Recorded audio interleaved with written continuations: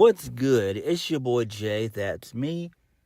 Let's dive into NXT from November the 12th, 2024. A very fun show for the most part. We are about 3.5 weeks until we get to NXT deadline. This show primarily focused on the men and women's Iron Survivor qualifying matches, which were good. And we also got a really good angle involving Andre Chase and Rich Holland. So NXT was, for the most part, fun. So we kicked the show off with the first match of the night. Stephanie Vacker and Julia, they defeat the Metaphor, Jakara Jackson, and Lash Legend. Fun match. So Lash Legend and Jakara Jackson, they did the spot where Jakara Jackson gets on Lash Legend's shoulders and jumps off. So that's a really cool spot. They've done it in a couple of matches on the main roster. So the finish came when Stephanie Vacker and Julia did the double knees, basically the VTE trigger that the Young Bucks do. That's how they got the win. And then post-match, Stephanie Vacker tells Julia that she'll see her at NXT Deadline. And both of them are going to be competing in the Iron Survivor qualifying matches in the upcoming weeks. So that's cool there. Hopefully, Shawn Michaels decides to bring back the NXT Women's Tag Team Championships. They never should have left because NXT is really the only brand that actually needs them. The main roster does not need them at all, period. But if we do get them back, it would be a pretty good thing if it happens. And I think it will happen. I think we will get them back before the end of the year. If not, we'll definitely get it back next year, sometime, maybe early 2025. We have to wait and see though. Moving on, so Cora Jade versus Ruca, Women's Iron Survivor qualifying match. So Ruca wins, which is great. Really good shit there. So that was excellent. She wins via the Soul Snatcher. And I'm shocked that Ruca got the win, but I see why. She's not been doing much of anything for, I would say, a good 3 to 4 months. She's not really done much of anything. And Cora Jade not winning, to me, that's fine. I know there's rumors that when SmackDown goes to 3 hours, Cora Jade and Roxanne Perez are going to get caught up. I call bullshit on that. Neither Roxanne Perez or Cora Jade are ready for the main roster. They're not ready for the main roster. They're just not. I would literally stick both of them in NXT and have them stay there for at least 5 years. Cora Jade is, 24, and Roxanne Perez is 22. They do not need to be on the main roster at all for at least another 2 years. They don't need to be on the main roster until 2027, if we're being honest. They're just not ready yet. They're not. Moving on.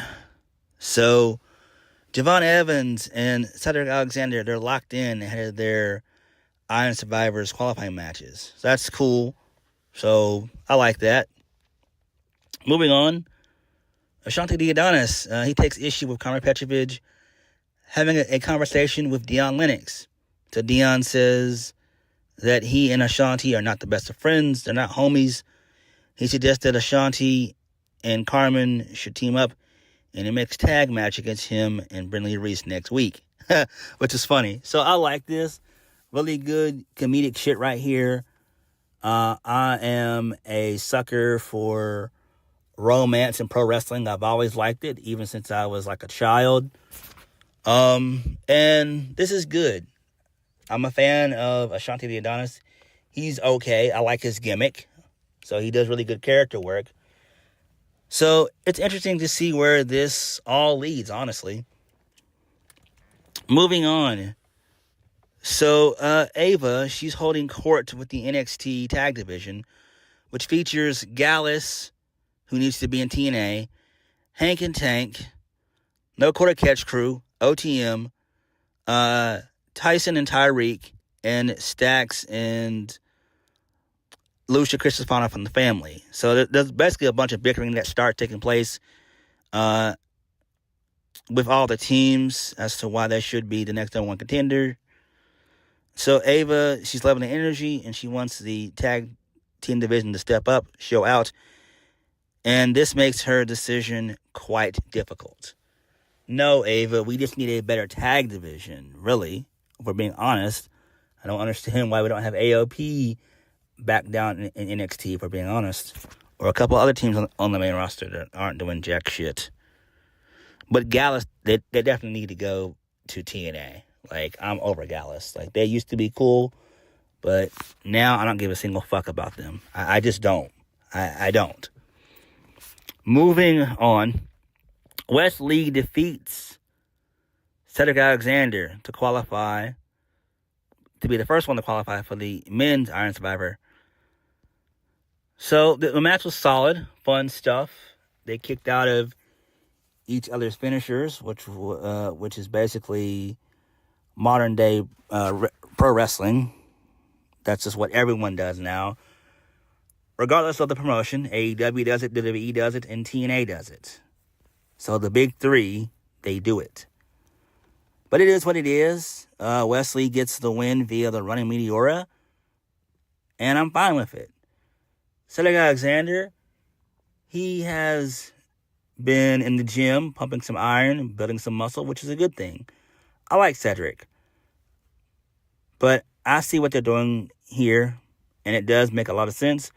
Who wins the men's Iron Survivor match? I have no idea. Same thing goes for the women. I don't know yet. We have to get the entire field filled up first. But Wes Lee winning here is the right decision, if we're being honest. Next, moving on, I wanted to burn my television to the fucking ground because Shawn Spears and Brooks Jensen were involved.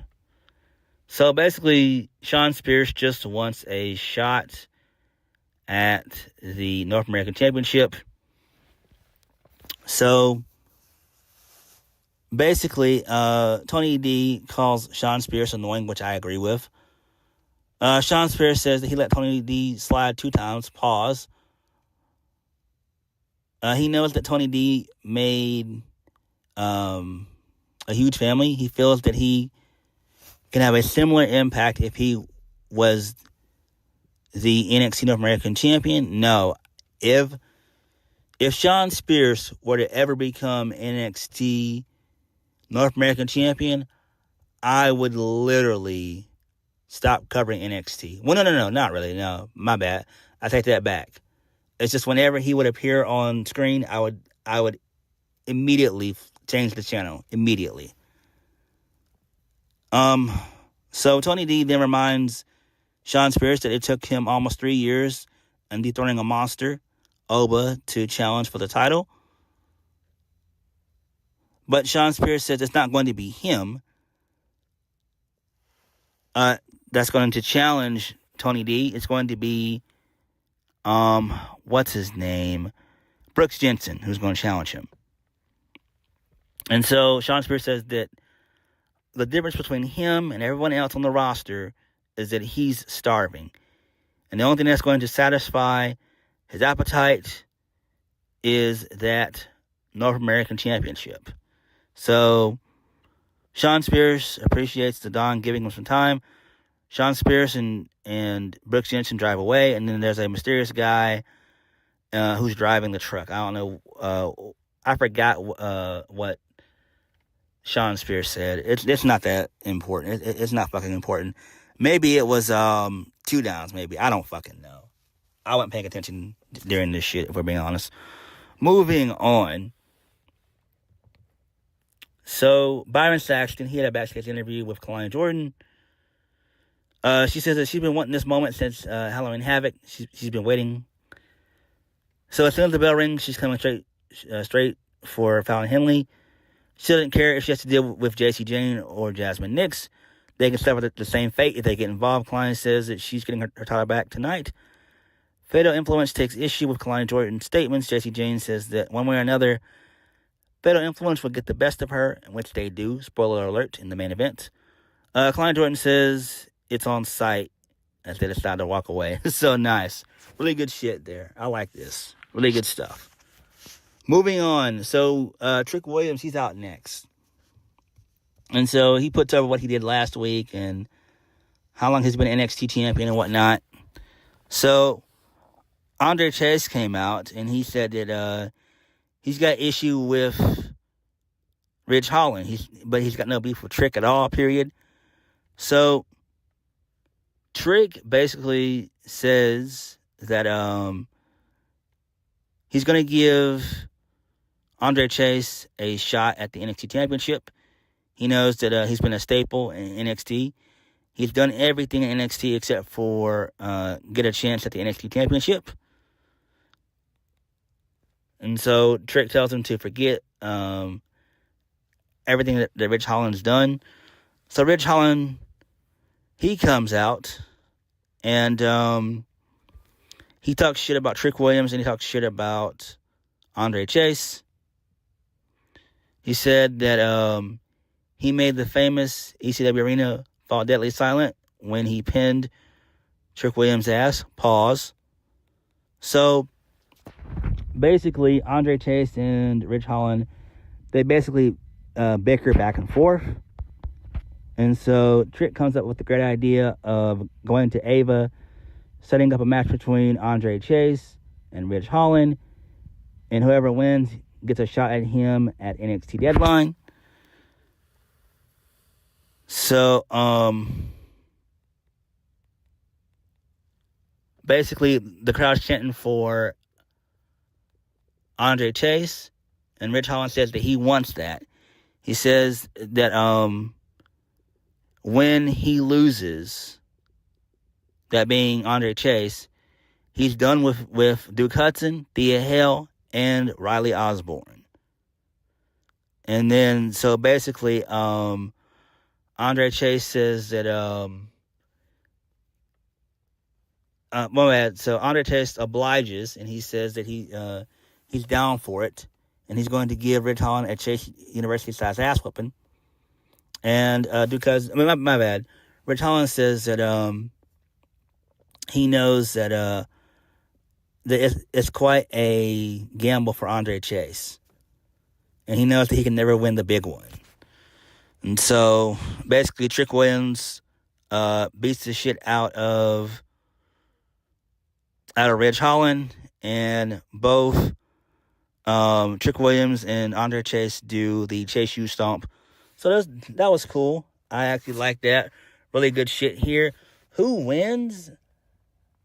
I don't know. I really want Andre Chase to win because Trick doesn't need to face Ridge Holland right now. Not at this point in time.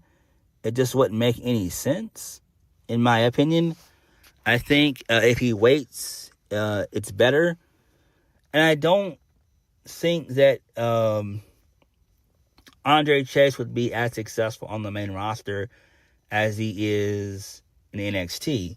And believe it or not, they are the most over stable in all of wrestling next to the Bloodline. Basically, basically Chase U is the NXT version of the Bloodline. That's their story. Like, they are the Bloodline. That's what Chase U is. And I don't see Andre Chase, Thea Hale, and Riley Osborne and Duke Hudson being successful on the main roster. I just don't see it.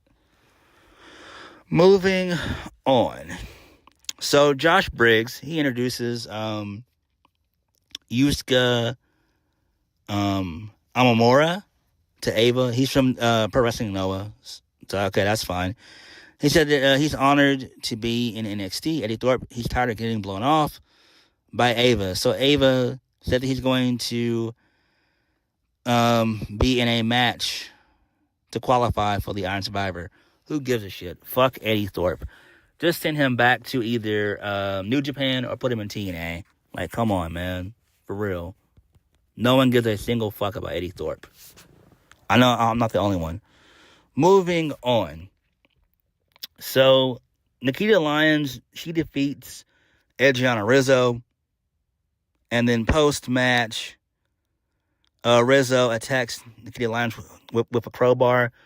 So I guess the feud is going to still continue. It makes sense if we're being honest. Moving on. So, Andre Chase tells Chase University that the university was built on taking risk. Next week will be no different. They'll be riding the highest of highs as Mr. Chase finally gets his first shot at the NXT championship at NXT Deadline. And all of them are worried, from Thea Hale to Riley Osborne and Duke Hudson. They're all worried. Makes perfect sense. Moving on, we get a Zarya vignette. So she's basically going to have an Iron Survivor qualifying match. That's great.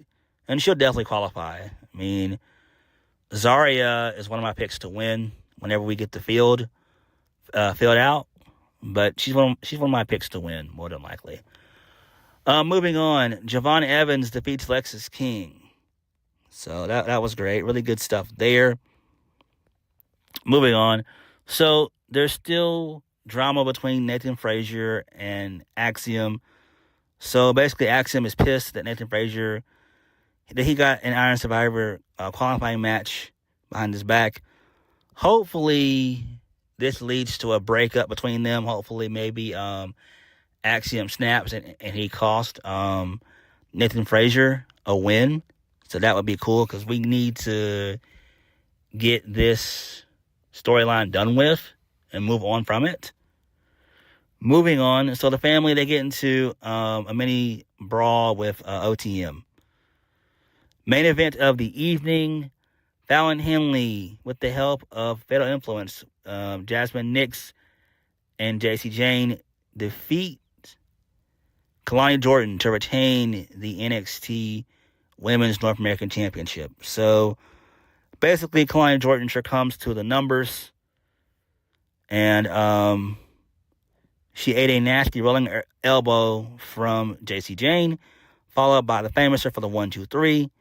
And then basically, to close the show, it was a massive brawl involving the entire NXT tag division. And that was how the show ended. So this was fine. It makes perfect sense. I like this. Andre Chase, gambling everything, makes perfect sense. I love it. The Iron Survivor stuff for the men and women was good. So really good shit. You know, NXT was really good. I enjoyed it. But what did you guys think? Like, comment, subscribe. Peace.